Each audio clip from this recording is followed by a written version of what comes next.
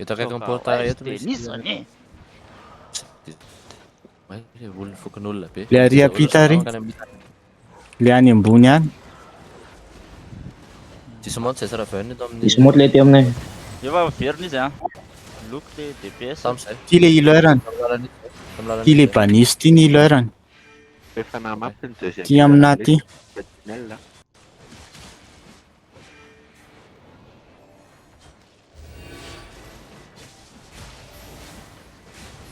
Na misy lera rotsika le. Le banisy ny ileurany. Seconde tonga ao. Le banisy ny ileurany. Maty. Alika liliana. 4 Fa maninona indray le misaky be ohatr'izany. 2 a. Ahoa, fotsy eo, Le banisy saika maty. Jereo le banisy. Le banisy. Le banisy. Mila aide kely a.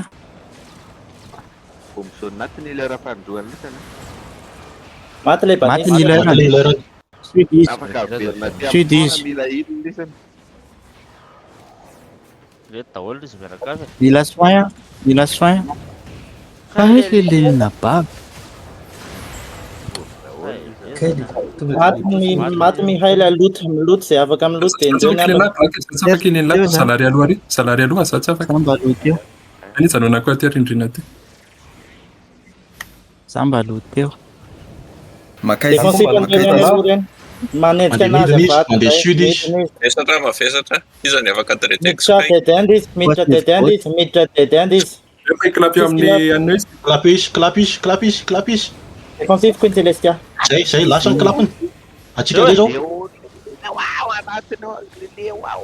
izy tava voaka tsony reo e Eo a. Tsy ampitsony damage an'ireo toka e, tsy ampitsony damage an'ireo toka fa de vao. Tsy voatanan'io any dash dia voatanan'io any faza matahotra. loteo daholo fa so lasan'ny olona tsisy Dire hatramin'ny lera ary miimpact le loot daholo Inona mono anaty Merci iny Sky alaila iny ande ary da. ty maty any. misy olo-kafa amin'ny loot le tsy aty le Sky. Io am Sky.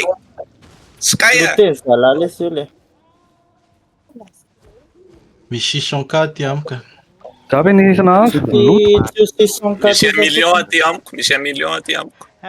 tsy vitan'ny 1 million Mbola misy lesy le Revenge ahoana le. ino lesy le anina teo le sotany lesy mandeha milota le. Andefa MP-ana le zala hoe revenge hono le like.